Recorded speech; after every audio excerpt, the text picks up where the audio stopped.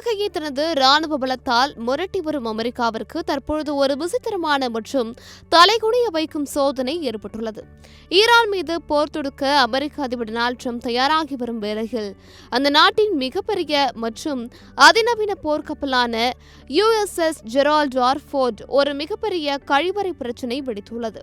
சுமார் $13 பில்லியன், அதாவது இந்திய மதிப்பில் சுமார் 1,18,000 கோடி ரூபாய் செலவில் கட்டப்பட்ட இந்த பிரம்மாண்ட போர்க்கப்பல் தற்பொழுது ஒரு மிதக்கும் நகரமாக மாறியுள்ளது.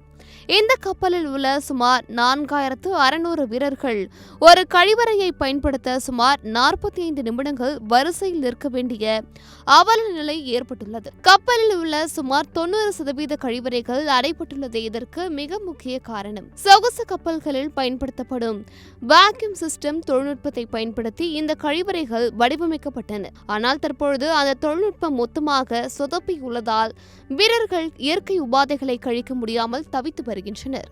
2025 ஆண்டில் மட்டும் 30க்கும் மேற்பட்ட புகார்கள் அளிக்கப்பட்டுள்ளன.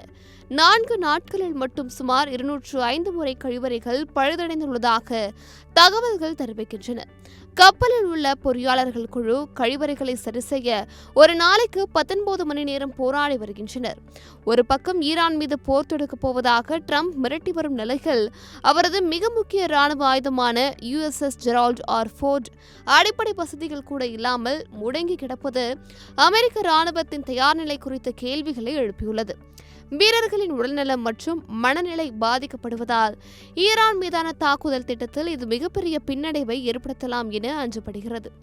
ஈரானை அடிக்க புறப்பட்ட அமெரிக்காவிற்கு கழிவறை வடிவில் வந்த இந்த சிக்கலை நெட்டிசன்கள் சமூக வலைதளங்களில் கடுமையாக கிண்டல் செய்து வருகின்றனர்.